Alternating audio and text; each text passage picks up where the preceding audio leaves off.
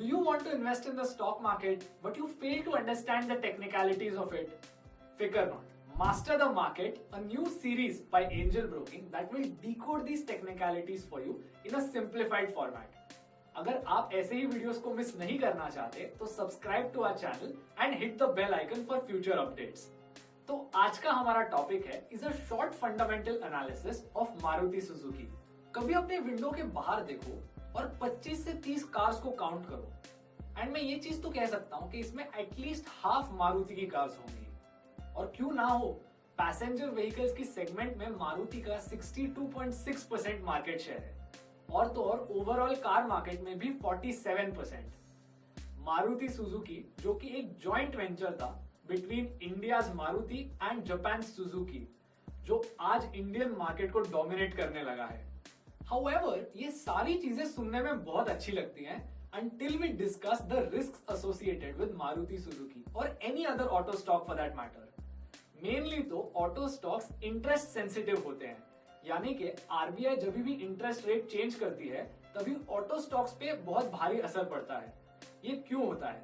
India में 75% तक की कार्स लोन पे ली जाती है और जब इंटरेस्ट रेट्स बढ़ जाते हैं the cost of borrowing increases. In such cases auto companies की सेल्स कम हो जाती है एंड अर्निंग्स भी कम होने लगती है।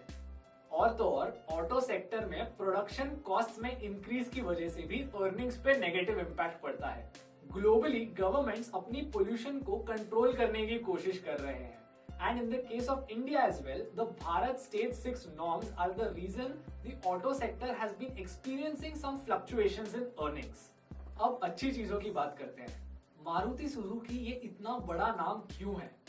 अर्ली 2000s तक इंडियंस बाइक चलाते थे because cars were expensive, but 2000s के बाद से cars started to become more affordable.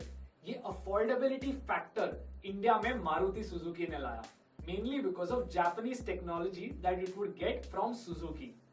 इस ट्रांजिशन को करवाने में मारुति सुजुकी का बहुत बड़ा हाथ था। कार्स ही नहीं बल्कि यूटिलिटी व्हीकल्स भी। मारुति का प्राइम फोकस ही डोमेस्टिक मार्केट है। उनके रेवेन्यूज 94% इंडिया से आते हैं, सिर्फ 6% एक्सपोर्ट से आते हैं। ऑल्सो बहुत सारे इंडियंस यूज्ड कार्स खरीदते हैं। यूज्ड कार्स में भी मारुति का बहुत बड़ा मार्केट शेयर है because of its own company true value, जो कि यूज्ड कार मार्केट में डील करता है। मारुति का मेन बिजनेस मॉडल अफोर्डेबिलिटी पे सेंटर्ड है। वो अपनी कार्स को एवरेज इंडियन अफोर्ड कर पाए ऐसे रेंज में प्राइस करते हैं और उनका सेकंड फोकस है कॉस्ट को ऑप्टिमाइज करते रहना, हर साल कम करते रहना। वो ये चीज जापान की टेक्नोलॉजी को इनकॉर्पोरेट करके करते हैं, जो करने में इनकी मदद सुजुकी करता है। अब आते हैं फंडामेंटल्स की तरफ। If I wasn't clear already, Maruti के अर्निंग्स वॉलेटाइल होंगे, ये तो गिवन फैक्ट है, लेकिन इसके बावजूद भी मारुति के फंडामेंटल्स स्ट्रॉन्ग खड़े हैं। बेसिकली मारुति के कैश रिजर्व्स बहुत अच्छे हैं, which means it has enough liquidity to meet its short and long term obligations. इसके साथ साथ उसका डेट वर्चुअली नॉन एग्जिस्टेंट है। मारुति सुजुकी का डेट टू इक्विटी रेशियो 0.01 है, which means for every 1 rupee they have in shareholder equity, they just have 1 पैसा in debt. Maruti ने recent years में 10.5% रिटर्न जनरेट किया था on the capital employed, but earlier they had generated close to 15%. This reduction is due to the national level slowdown in the auto sector.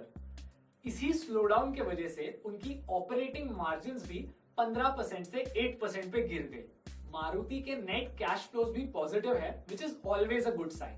But in spite of being the market leader and increasing sales over time, Maruti has struggled to perform. Maruti के sales 4% से grow हुए हैं annually in the last 5 years, लेकिन profits have just grown at a -1%, यानी कि कम हो गए हैं। कंपनी का current price to earnings ratio 55 times है, which is expensive, but it is mainly because of the expectations that the people have from the future of this company, mainly because of the electric vehicle segment. आगे के 5 साल हमारे auto sector के लिए drastically change होने वाले हैं because of the electric vehicle segment, और ये अर्निंग्स को कैसे इंपैक्ट करेगा ये कहना बहुत डिफिकल्ट होगा। इलेक्ट्रिक कार्स बनाना सस्ता काम नहीं होता और उन्हें बेचना भी स्टैंडर्ड कार्स से ज्यादा महंगा होता है। इलेक्ट्रिक कार्स को पावर करने लिथियम आयन सेल्स लगते हैं जो चाइना से इंपोर्ट होते हैं और इनकी प्राइस धीरे धीरे बढ़ती जा रही है।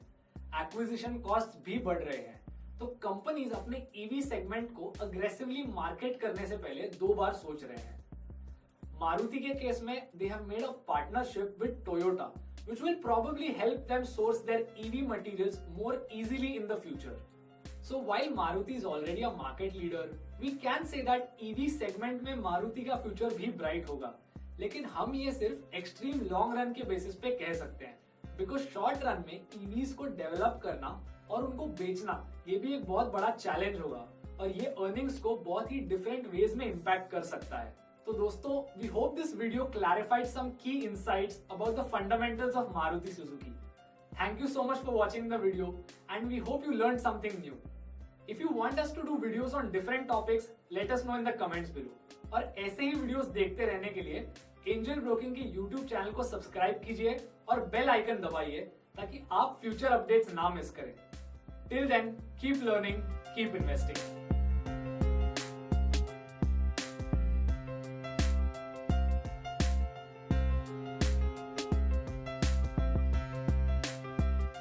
Investments in securities market are subject to market risks. Read all the related documents carefully before investing.